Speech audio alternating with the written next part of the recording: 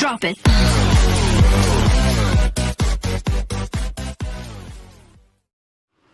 Assalamualaikum warahmatullahi wabarakatuh. Perkenalkan, nama Eka Julisa Putri, NPM 1901012011. Di sini, saya akan menjawab soal ujian tengah semester mata kuliah Al-Quran Hadis dan pembelajarannya dengan dosen pengampu Ibu Nuriyah MPDI. Pertanyaan pertama, bagaimana konsep Merdeka Belajar dan Pendidikan 4.0? Konsep Merdeka Belajar dan Pendidikan 4.0 merupakan sebuah konsep yang diusung untuk merespon kebutuhan sistem pendidikan di era revolusi industri yang semakin maju, dengan memberikan kemerdekaan berpikir kepada peserta didik. Dan kemerdekaan berpikir tersebut ditentukan oleh bagaimana guru dalam mengajar. Oleh karena itu, guru memiliki peranan yang sangat penting dalam mengembangkan kemampuan kognitif peserta didik agar mampu berpikir secara kritis, kreatif, dan inovatif. Selain itu, peserta didik juga diberikan kebebasan dan keleluasaan dalam mengembangkan potensi yang ada dalam dirinya dan memiliki kedudukan yang sama dalam mengakses pendidikan. Pertanyaan kedua, apa rancangan perencanaan pembelajaran Al-Quran Hadis dan pembelajarannya yang Anda miliki dalam menyambut era pendidikan 4.0? Pada rancangan perencanaan pembelajaran Al-Quran Hadis dan pembelajarannya, saya ingin peserta didik mampu berpikir secara kritis dan menyelesaikan permasalahan dengan cara mendorong peserta didik agar berani mengeluarkan pendapatnya, berani bertanya, dan mampu mengeluarkan hipotesisnya berdasarkan pengalamannya. Oleh karena itu, pada rancangan perencanaan ini, saya ingin menggunakan metode diskusi atau tanya jawab dan metode observasi atau memberikan pengalaman kegiatan secara langsung kepada peserta didik. Selain itu, pada rancangan pembelajaran Al-Quran Hadis dan pembelajarannya, saya ingin memfokuskan pada pemahaman dan kemampuan analisis peserta didik berdasarkan pengalaman kegiatan yang mereka lakukan. Pertanyaan ketiga, bagaimana strategi pembelajaran Al-Quran Hadis dan pembelajarannya dalam menghadapi tantangan era pendidikan 4.0?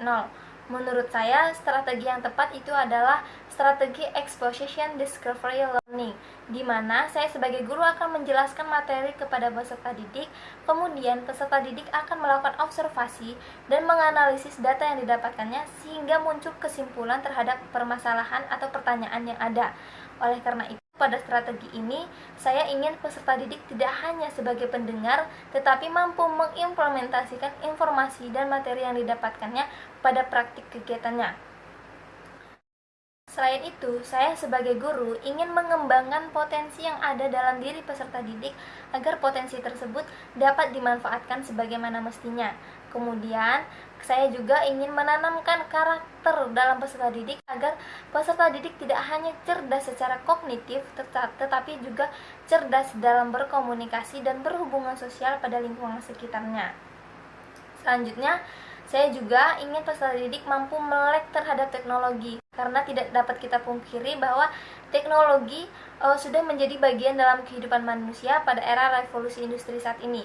Oleh karena itu, saya ingin peserta didik saya mampu menguasai beberapa teknologi dan memanfaatkannya pada kehidupan sosialnya. Yang keempat, bagaimana pengembangan media pembelajaran Al-Quran Hadis dan pembelajarannya yang sesuai pada era pendidikan 4.0? Menurut saya, media yang tepat adalah media autoplay, yaitu sebuah media yang menggabungkan tulisan, gambar, animasi, video, dan suara menjadi sebuah video pembelajaran yang dapat dinikmati oleh peserta didik. Nah, media autoplay ini akan saya gunakan untuk memaparkan materi dan kegiatan yang akan dilaksanakan oleh peserta didik dengan cara menampilkannya melalui proyektor ataupun menguploadnya ke dalam YouTube agar peserta didik bisa mempelajarinya di mana saja dan kapan saja.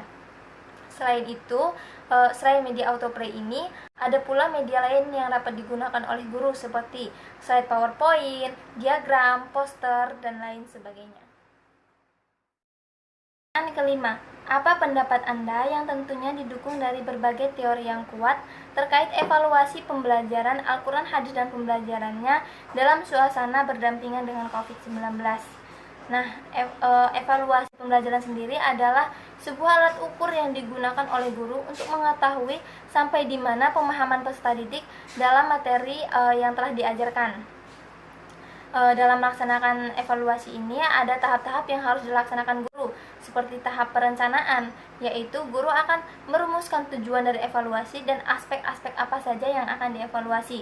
Kemudian tahap pelaksanaan, yaitu guru akan mengumpulkan data yang telah dilakukan oleh peserta didik selama proses pembelajaran.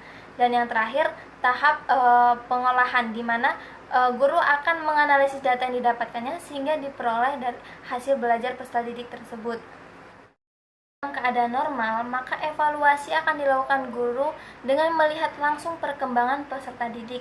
Namun karena dalam suasana COVID-19 ini dan pembelajaran dilakukan secara daring, maka evaluasi tersebut dapat dilakukan guru dengan menyediakan platform diskusi seperti LMS, Google Classroom, dan lain sebagainya.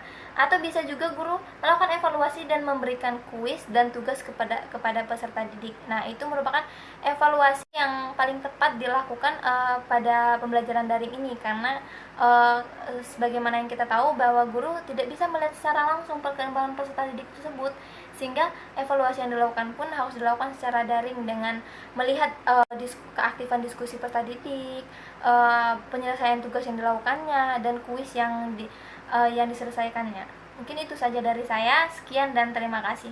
Wassalamualaikum warahmatullahi wabarakatuh.